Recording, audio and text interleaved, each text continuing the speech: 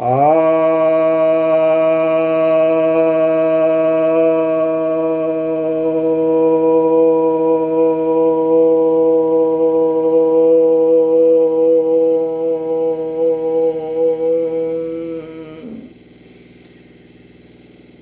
भक्तजनों को सप्रेम नमन।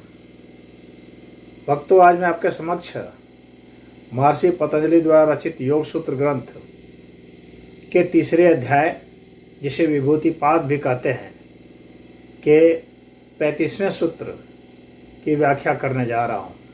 यह 35वां सूत्र कहता है, सत्य पुरुषयोर अत्यंता संकीर्णयो प्रत्याविशेषो भोगः परार्थ अन्य स्वार्थ संयमात पुरुष ज्ञानम।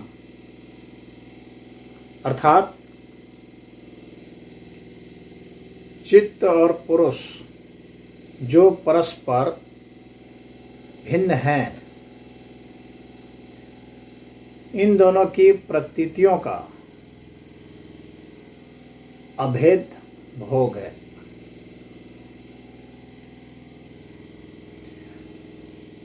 उनमें से जो परार्थ है उसकी प्रतीति भिन्न और जो स्वार्थ है उसकी प्रतीति भिन्न है।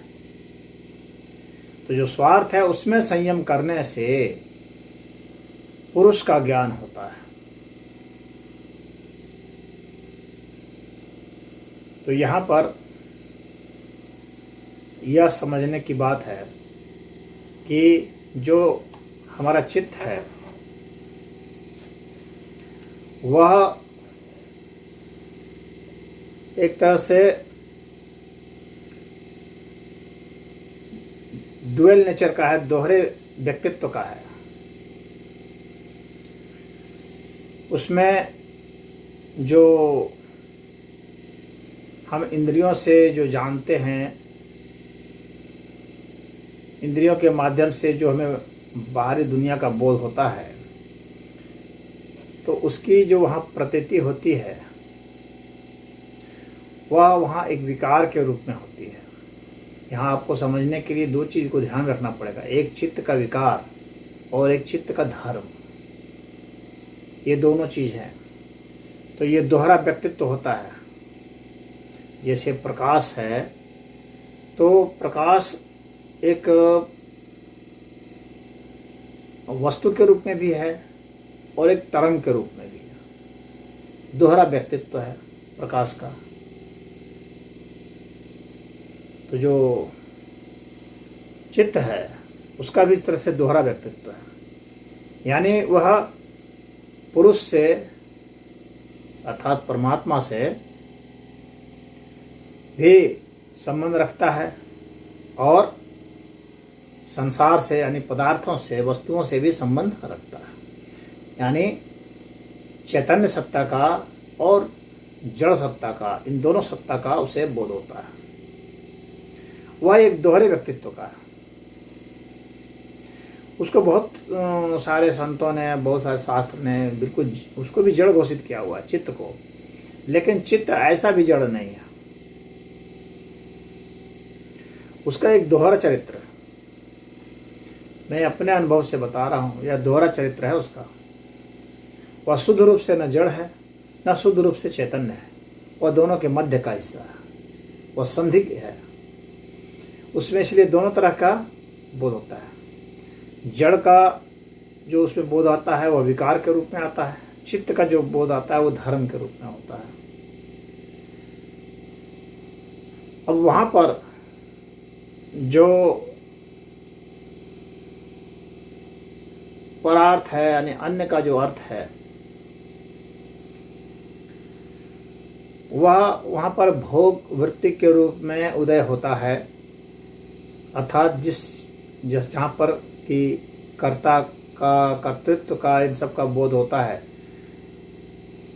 तो दुख सुख का बोध होता है।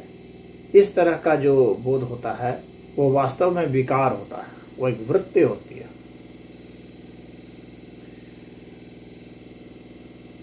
लेकिन जो चेतन सत्ता का बोध होता है वह,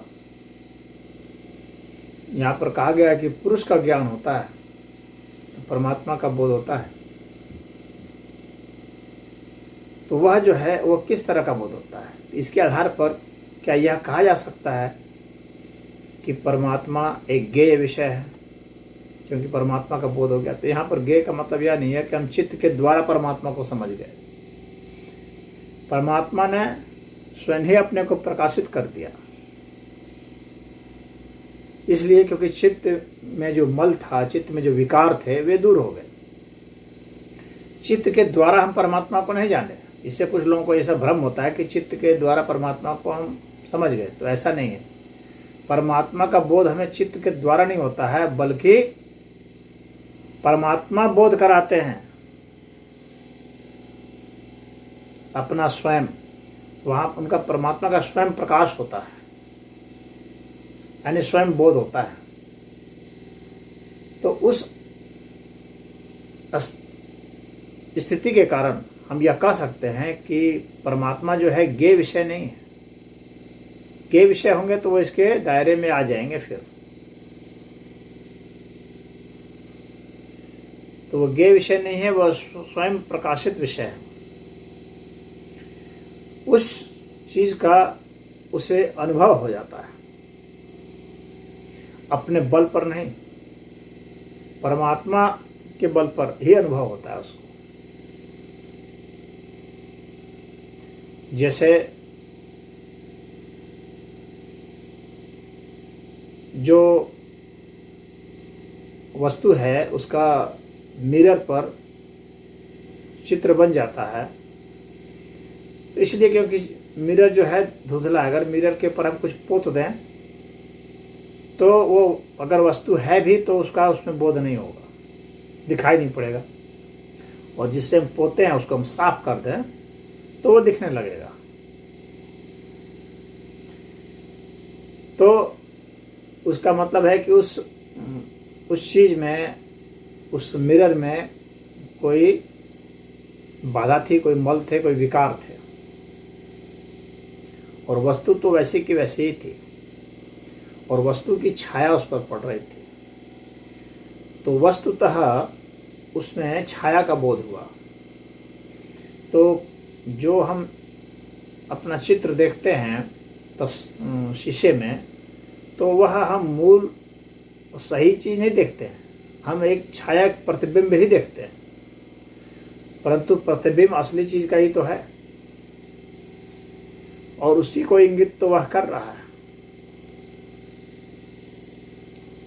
अब यहाँ पर एक प्रश्न उठता है कि चित्त पर प्रकाश जो पड़ रहा है, तो इसका मतलब क्या वो चेतन सत्ता?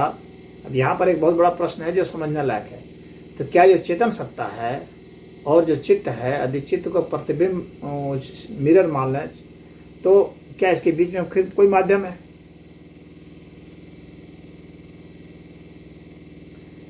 एक यहाँ प्रश्न उठेगा, क्या कोई माध्यम है कि जहां से वहां से प्रकाश आया और फिर वहां पर वो दिखा? तो नहीं, ऐसा कोई माध्यम नहीं है। इसीलिए मैं कह रहा हूं कि वह मात्र एक मिरर जैसा नहीं है। आपको समझाने के अर्थ में तो मैंने कह दिया। अब बहुत लोग ऐसा कह देते हैं कि ये जड़ है, तो ऐसा नहीं है। वह सिर्फ वह एक जो है दर्पण नहीं है। परमात्मा चाहे कोई जड़ पदार्थ भी क्यों ना हो, प्रकाशित तो वह उसमें भी है। और सिर्फ प्रकाशित ही नहीं है, बल्कि वे जड़ पदार्थ भी हैं। जड़ता क्या है? मुख्य रूप से वह स्थूल है। परमात्मा के स्थूल अभिव्यक्ति जो है वह जड़ता है। और जो यहाँ ऑब्जर्वेशन है और जो ऑब्जर्वर है, यानी जो देखने वाला, महसूस करने वाला व्यक्ति है वह, और जिस चीज को महसूस कर रहा है वह, ये जो दोनों चीजें हैं। तो अगर कोई चीज जड़ दिखती है तो ये भी तो हो सकता है कि वह हमारे में जड़ता है, उसके कारण कि हम उसको जड़ तत्व को हम समझ नहीं पा रहे हैं, उसको हम जड़ कह रहे हैं, क्योंकि उसकी चैतन्यता हमें महसूस नहीं हो रही। चैतन्यता उसमें है परंतु हम महसूस नहीं कर पा रहे। क्यों? क्योंकि हमारे में अभी स्वयं उतनी चैतन्यता नहीं आई है कि हम उसको महसूस कर सकें। तो हमारे में जो क्षमता है उसके हिसाब से ही हम किसी को महसूस करते हैं। तो इसलिए जो वस्तुएं हैं, जो पदार्थ है, उसको कहते हैं कि यह पदार्थ है, जड़ है। लेकिन बहुत संत हुए हैं जिन्होंने कि उस जड़ता में ही चैतन्यता देखी है, महसूस किया है, ईश्वर का बोध उसमें से ही हुआ है। तो प्रकाशित तो ईश्वर हर जगह है, हमारे में ही कुछ ऐसा है, मल जमा हुआ है, विकार जमे हुए हैं कि हम उसे नहीं समझ पाते हैं। तो ईश्वर तत्व तो चित्त में भी है, वस्तुओं में भी है। यह है कि वहाँ स्व प्रकाश कितना ज़्यादा है, यानी सूक्ष्मता कितनी ज़्यादा है। सूक्ष्मता जितनी ज़्यादा होती जाएगी चैतन्यता उतनी बढ़ती जाएगी, स्थूलता जितनी होती जाएगी चैतन्यता उतनी कम होती जाएगी, और वो पदार्थ स्वरूप मालूम पड़ेगा। यानी चेतना जो है पदार्थ रूप में हमें महसूस होगा, तो हम बिल्कुल फिर, और जब दूरी बढ़ जाती है तो हमको लगता है कि यह जो है चेतन तत्व तो बिल्कुल भिन्न है, पदार्थ तत्व तो बिल्कुल भिन्न है। इसी अर्थ में हमारा जो अनुभव होता है तो वो कहते यह बिल्कुल भिन्न है, परार्थ बिल्कुल भिन्न है, जो भोग है वो बिल्कुल भिन्न है, स्वार्थ जो है, स्वबोध जो है वह बिल्कुल ही भिन्न है। ऐसा हम सोचते हैं, उस उद्देश्य से यहाँ पर यह भी कहा गया है।